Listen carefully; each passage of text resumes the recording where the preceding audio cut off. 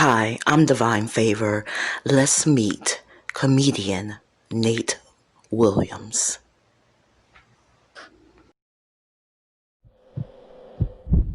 9 sold-out shows at the Looney Bin. 2 sold-out shows at the Mosaic Templars. Also sold-out shows at the University of Arkansas and the Rev Room.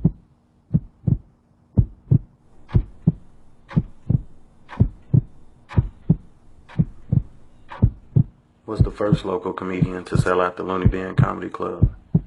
Delivered over 5,000 tickets to my fans. Featured on Fox 16 News twice for my stand-up comedy. Performed on the Bobby Jones Gospel Show, Comedy Central. Even won 2 comedy competitions. Performed with some of the biggest names in the comedy industry. J. Anthony Brown, Tommy Davidson, Michael Collier, the legend, Dick Gregory, and Capone. I am Nate Williams. Divine Favor. Divine Favor. Divine Favor. Divine Favor. Divine Favor. Yeah. Divine Favor. Hi, and welcome to the Life of Divine Favor. I'm your host, and today I have with me comedian Nate Williams. Welcome to the show. Hey, All right. You're going to tell me a little bit about yourself. Where were you born and raised? And, tell me a little bit about your childhood growing up and some of the things some of the good memories in your childhood. well, my childhood, my single mother, and I had my sister who was older. She's 6 years older than I am, so I was the prankster in the family. So she really didn't like that too much because I used to jump out and scare her all the time. Wow. I always mess with her, so she used to always be screaming, "Mom, come get!" She called me Peanut, so that's her nickname. So she always be like, "Come get Peanut," but my family, we were real close, and we had lots of fun. All right. And I understand you have a beautiful daughter. Yes, I have a beautiful daughter, 13. Her name is Morgan. And she just made the Nike basketball team, U team. So All right. just found that out yesterday. Hey, that's so good. so she's an awesome kid, and I love it. Yeah. Well, that's good. Teenagers, especially girls, can be a challenge. So it's good that she's, doing some great and positive things. And we're looking forward to hearing the good news and seeing it as she progressed. So she is a basketball player, or? She is a true point guard. Oh, wow. Okay, stuff. That's good. Did you play ball in school? No, I was always on the bench. I just wanted a uniform. That was it. I just wanted to wear it. Oh, no. I didn't care about playing. Really? Oh, so it was the uniform. Was the uniform a chick magnet? Did that get you the girls loving you because you was on the team? Yeah, they did. I mean, it didn't pull out of them because I wasn't playing. So when they used to come to the game, I always tell them I was hurt. So that's how. That's what got me up. Until they caught on. Then when they caught on, they was like, "You don't never play." Oh, wow. You know what? So you wanted to be a bench warmer, and that's it. You never wanted to get out there and play, and nothing really. Oh, wow. Well, it is what it is. Hey, it is what it is. So, now that we heard a little bit about you and where you're from and all of those things, let's talk about your career as a comedian. When did you first know that you love comedy, or was you the class clown? I was definitely the class clown. I witnessed stand up for the first time by watching Def Jam when I was a kid. Yeah. So, I fell in love with it instantly.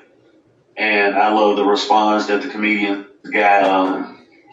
And I was like, man, I wanted to do that, but I always thought that the only way to be a comedian was to go to LA or Vegas. I was like, Arkansas, we're country. We don't have comedy clubs here. And Okay. so I never really wanted to pursue it. And then all of a sudden I found out we had a club. Well, let me go check it out. Okay. So, how many years you been doing this? And I know I've been watching you for about, I guess, about 5 or 6 years. So, how long have you actually been doing the comedy world? You've been in the comedy world. Well, I've been in stand-up for 10 years, consistent. The world is pretty different on the comedy side, but I love it because I do both. I'm a promoter as well as a comedian. Yes. So I get to see both sides of it. So that's what I love most about it. But I love it.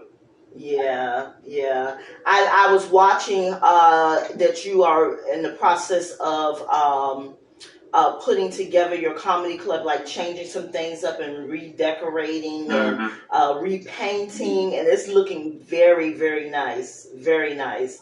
I've been watching it over the last, I guess, last week or so, and I see some of the greats. You have them on the windows, and everything just looks really, really nice. Congratulations on that. Thank you. Yes. And so, tell me a little bit about some of the greats that have gone through. I know that one of the ones that kind of stuck out to me with you was Dick Gregory, the late great Dick Gregory, and I'm sure he was an awesome person, a very inspirational person for you to meet. So tell me about that experience, and then we can talk about some of the others. Dick Gregory was, oh God, how can I explain it? It's really no words that couldn't be. He was amazing. I guess, but I was the last comedian to perform with Dick Gregory. Yeah. I still got footage of that night. Mm-hmm. And it was just amazing. So Dick Gregory kind of inspired the comedy club and where it's at now. And, man, I just wish everybody would have had a chance to meet him. Yeah. He was definitely worth it. Yeah. I watched you when he passed away, and I could see how much it really touched your life and how much that you appreciated it. And I know that had to be like one of the most awesome things to happen to you thus far in your career, was to meet the late great Dick Gregory. I followed him quite often. I didn't really pay much attention to him when I was growing up. I'm a little older than you are, but I do remember how inspirational and how much of an activist he was, and how much he was a speak the truth type of guy. And then in his latter years before he passed, I really started paying attention. And then when I saw the relationship of between you and him, it made me pay even more attention to him and what he had to say. And I was like, wow, all of that wisdom, and I'm so glad that he was an inspiration, and he shared a lot of his wisdom in more than one way. He could be funny about it and he could be serious about it all at the same time. And so that's great. That's awesome that you had an opportunity and you were with him on one of his last appearances. So that is awesome. So I see that you've been with quite a few greats. I saw some things with Brian White. Did he come through do your club, or Brian J. White. Yeah, the actor Brian White. Brian J. White. Him and Claudia. Is that a guy saw me on Instagram and he was like, man, I really like what you're doing, and I want to invite you out to this red carpet experience. And I was like, well, I've never been a part of anything. And he was like, man, we're going to interview you on the red carpet. Let me give you VIP treatment, 100%. You'll get to meet Brian and Claudia, the stars of the movie, and he kind of explained it. So I was like, well, sure, I'll go.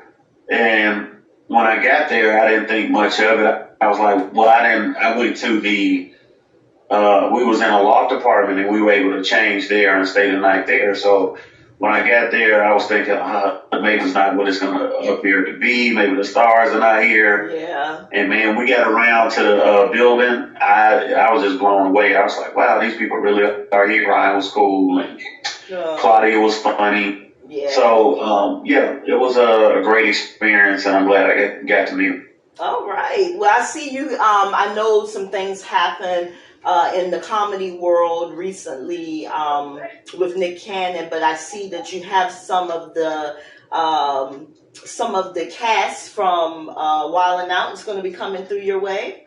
Mm-hmm. All right. Yes, Mo Williams and Lil JJ will definitely be coming through. Well, me and Lil JJ, we got history because we're members of Omega Psi Phi Fraternity Incorporated, and we both pledged at the same school. So that's where our journey began, and then it just kept going on. So yeah, we're gonna have that. I think that show is October the 16th or 17th. So it's the 16th actually. So yeah, we got a little history with. All right, well that's good. So when did you? I know you said that when you were growing up, they didn't have a lot of comedy clubs, or they didn't have any.